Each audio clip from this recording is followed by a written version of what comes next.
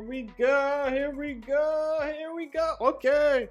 Welcome, engineering fam, to another episode of Elevated. I'm your host, the Elevated Engineer.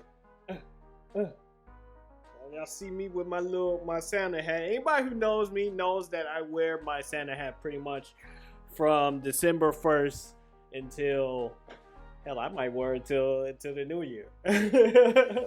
Pretty much every day. But so let's go ahead and get right into it. It's not gonna be a super long show today.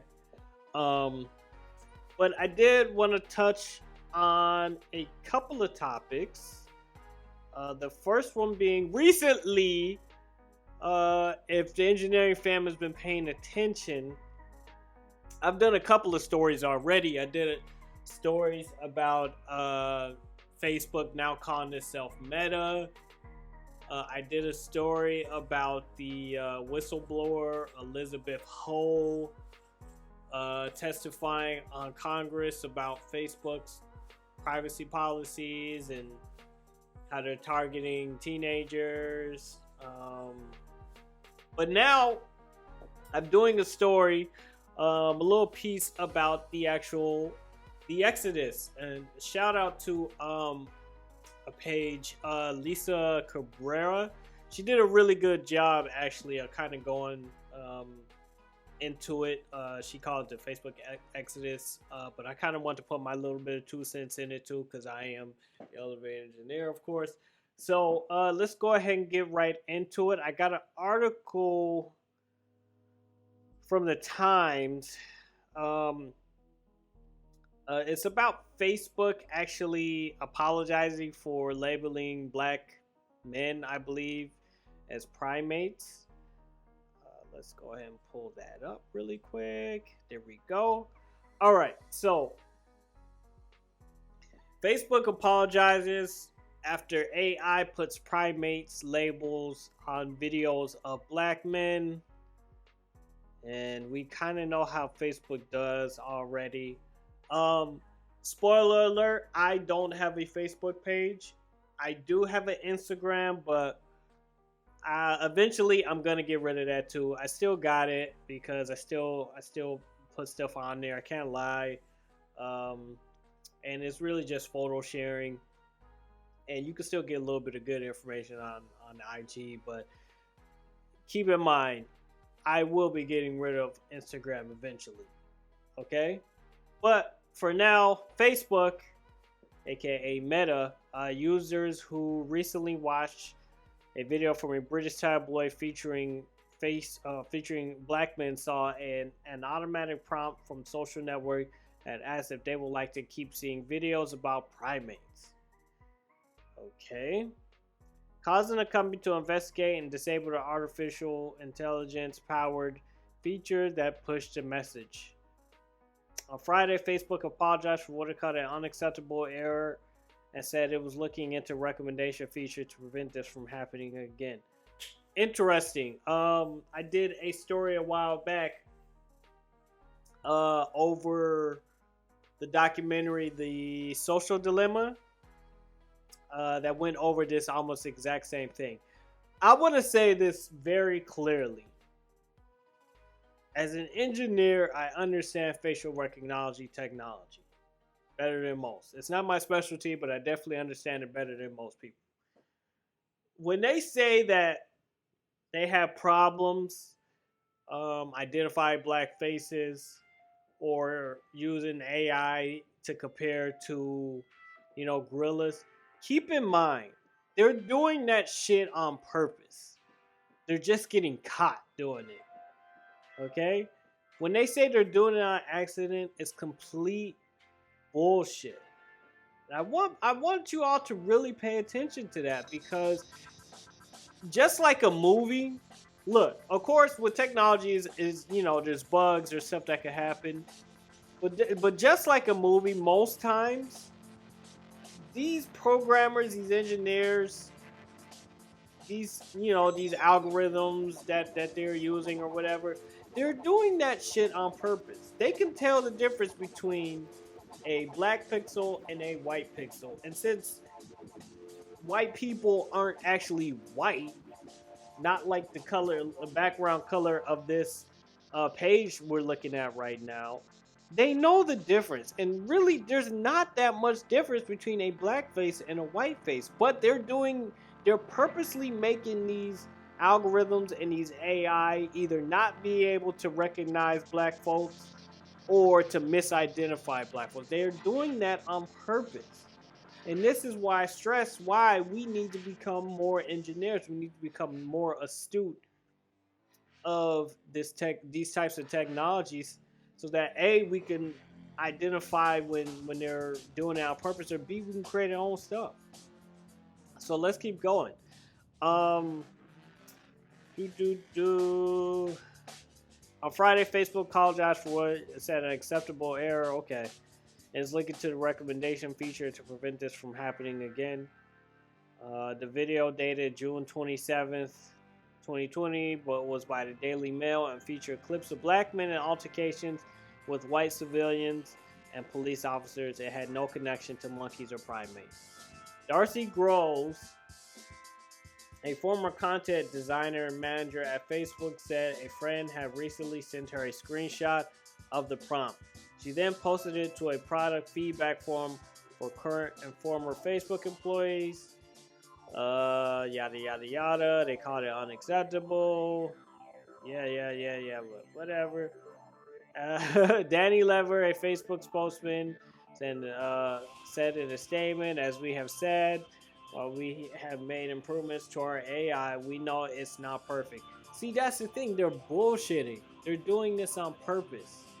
They are doing this on purpose. Don't let them run game on you.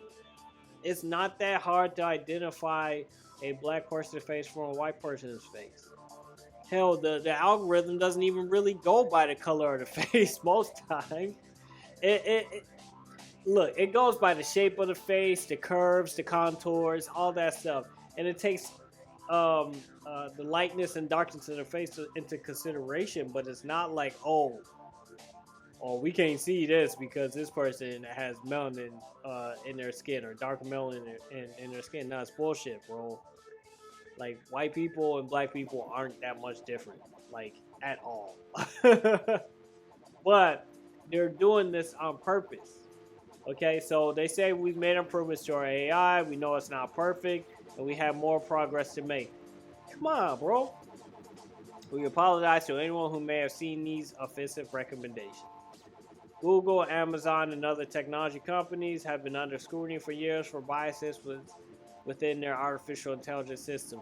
Look, I hope, and of course this is going to be going up on YouTube, but I hope one day that we won't need to use Google, Amazon, or Facebook products, and we'll have our own shit. We may not have it to the extent of how big Amazon is, or Google or whatever, but I believe that if we put the work in, if we start doing business with each other, if we start focusing on the right fields in STEM, that we can most certainly have our own platforms, own online stores, etc., etc. There's no reason that we should do it. I mean, we shouldn't do it. And to truth be told, it's a hell of a lot cheaper to start a technology company than it is to say a restaurant. Nothing against restaurants. I like restaurants. Not to offend anybody, because people go eat me up. But most restaurants fail. Technology company fails is not the end of the world. Like you don't have to put up that as nearly as much money. So yeah. So studies have shown the facial recognition technology is biased against people of color. Shocking. Has more trouble identifying them, leading to incidents where black people have been discriminated against or arrested because of computer error. Okay, this is in the same area as black folks not getting correct appraisals for property, right? So they'll say, "Oh, there's a story that came out, and there's been multiple stories actually, but It's like a black couple. They want to put the house up, or they want to get an appraisal for the house, and they got a really really low ball offer, and then they just changed like the pictures in the house for it made them white, and then their appraisal went up like 500% or something ridiculous, and it's for the same house. So when they say, "Oh, oh, it's an accident," like they're lying, man. And this is my point. Black folks need to get off these platforms. Why? Okay, look at this. I got this from Statista, right? Frequency of Facebook use in the United States as of February 2018. So this is obviously 3+ years ago. But just look at that number right there. 53%. 53% of users to Facebook are black. Actually, does that say 53% of users are black or 53% of the population? I believe it's 53% of the users that go to Facebook on a daily basis are black. How can 64% be white? And I don't even understand like what Hispanic means, because Hispanic could be, you could be black Hispanic, you could be white Hispanic. Like, okay, that doesn't, and what the hell is other? Like, what the, okay. But you get the point. So 53% users on a daily basis are black, right? Then when you go down to a few times per week, black folks still had the highest next to Hispanics at 15%. You go to at least once a week, black folks have the highest at 7%, right? 7%, okay? So you can go down to a few months, it drops a few times a month, it drops down, but those aren't the users that Facebook really cares about, okay? But it's interesting that black folks are 53% of the users to Facebook, and we are some of the most discriminated against population on Facebook. Not only that, something like less than like 5. It's definitely less than 5% of all Facebook employees are black, and when you combine that with, last time I checked, around 2% of all Silicon Valley employees are black, and of that 2%, a significant portion of them aren't black Americans. So you really got to start asking yourself, why am I even still using these platforms? The argument I often hear is that people will say, well, they have the biggest user base. There's like 2+ billion people on Facebook, which is true, which is very true. And I don't knock people for doing that, but we need to understand that a significant portion of those people are black. And if you look at it, the agendas that all these social media companies push, really, but a lot of agendas they push for are a pro alt-right slash white supremacist, because they don't censor the white supremacists the same way they censor just black folks talking about regular black stuff, and non-racist stuff. Okay, there's a pro alphabet group agenda on these social media companies, and we know who the alphabet gang are. There's a pro Democrat liberal agenda, so they're gonna push whatever the Democrats kind of tell them to. And honestly, there's the amount of like fuckery I see on there. Okay, they'll keep showing violence, especially black on black violence. They'll keep showing it and promoting violence, yet they won't censor any type of porn or anything, or any type of ratchetness on Facebook. But they'll keep pushing black folks fighting each other, black folks like murking each other, and it's kind of, I mean, I couldn't stand it. Now, I had taken about a 6-year complete exodus from Facebook. Like I deleted my Facebook account when when I was in my like first year of my bachelor's degree, first or second year, and that was like 2009, I want to say. And then I didn't get it back until 2016 or 17, and that's because I was at, at the time I was working a job where I had to use Facebook to promote a bunch of events and all that good stuff. But about 4 months ago, I just deleted it because I'm just like, yeah, I've had enough. I've had enough. All that stuff is it's too much. It's just too much, and it's kind of nasty. So I got rid of Facebook.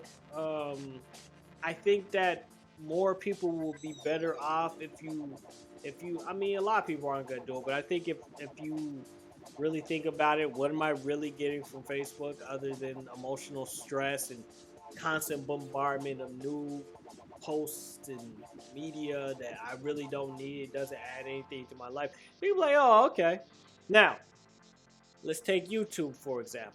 YouTube, I get to control more of what is coming in and coming out. With Facebook or even Twitter or whatever, any of these, you're basically looking at people's inner thoughts. I mean, think about it. How many times do you actually say your post out loud? Like, you don't, right? Like, because it's, you're basically thinking it and you put it on a post, and then, the dice lands where it lands. So that's my segment. I think that there is a Facebook exodus happening, just like there was a MySpace exodus. Although MySpace wasn't nearly not even close to the extent of detrimental as Facebook was. And by the way, MySpace, y'all forget, Tom was actually low key teaching us how to code and teaching us how to really use social media. And he got his money, and he did. That's what you're supposed to do. Mark Zuckerberg was trying to take over the world, man. That shit's crazy. So, with that being said, next topic. Okay. So I thought I'd talk a little bit about my BJJ journey thus far. So there I am, and that's my professor, Andre Guzmão. He's giving me my blue belt. You can see I'm like, thank you. I'm like, thank you. But honestly, like, I want to talk about it because I haven't really talked about martial arts that much in a while. The thing is, I cannot lie. I felt like I really didn't deserve my blue belt. And I know, like, I've been through hell just even trying to get this far, going with my teammates, going hard, competing. I did 2 competitions this year, and I hope to do another one early next year. But yeah, man, I got my little bronze. I'm definitely gonna get higher next time I compete. Don't get twisted, but it's been a tough journey, man. And I think that because blue belt is still a beginner's belt, even though it took me, I started in July of 2020 during the pandemic, knee deep in the pandemic. And I didn't get my first stripes until like December 2020, and I finally got blue a year after that. So it's been a journey, man. This BJJ shit is not easy. It's not for everyone. And we started with a bunch of guys, some girls too. And I would say of the people I started with, because there was a few people I started with, and then more people came in, obviously. But for that little time frame, there was probably a few of us that started together, and the vast majority of people quit. And I'm not talking about like 67. I'm talking about like 90% of people did not make it to blue belt. And that's like, and that's okay. You know, there's nothing wrong with that. Um, but for me, the blue belt, the crazy thing, it's just a belt. Like it's like a degree. You know, a degree is just a piece of paper, but it's the journey to the degree that makes everything. So for me, the blue belt, man, like really, even stripes are just little pieces of tape that they wrap around. It's like it's nothing like fancy. Like it's not like a smoking skull and bones WWE World Heavyweight Championship belt or nothing like that. But it's like it just shows that you've made progress. Um, but when I say I feel like I didn't deserve it, like I feel like I kind of want to stay a white belt because now the competition is gonna be more fierce, and the expectation for me is gonna be higher, so it's gonna get harder. So even if I lose, like losing to me, like let's say when we're rolling in our regular practice, I can lose, whatever. I really don't care. But if I lose to a guy who's a white belt fresh out, I'm gonna feel some type of way, and I'm going to like, fuck that motherfucker. We about to get it in. You know what I mean? I mean, I'm keeping it real, man. Like with this jujitsu martial arts. I mean, I also do Muay Thai, and I'm gonna be taking up judo next year. Cause my thing was, I didn't want to start judo until I got blue belt in Brazilian Jiu Jitsu first. And so now that I have that, it's like, okay, now I can like kind of start, you know, having, it's not that I wasn't having fun with it, but like experimenting more with stuff. Because once you got the basics down, you can do your takedowns, you got a bunch of submissions, you got a bunch of wins under your belt, then you can start saying, all right, I can start finding out who I am as a grappler, really. Because it's not just jujitsu, man. It's all of that, man. And I know people are like, "Oh, you do a lot." Like, yeah, I do a lot. I do a lot. I'm in school. I'm on business. I have a job. And I'm pretty serious about my fight. So I just think for me, getting this blue belt is definitely an honor. I really suggest everyone really do some form of martial arts, man, because you start looking at yourself. It's like, oh wow, like I can. Some of these motherfuckers are superheroes, man.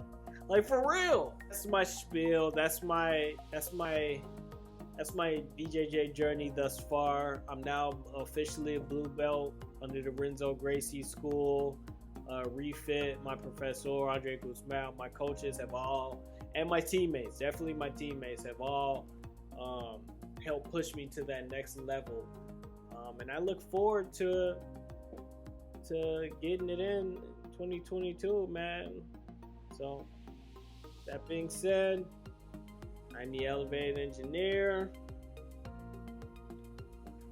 Thanks again, engineering fam. That's it.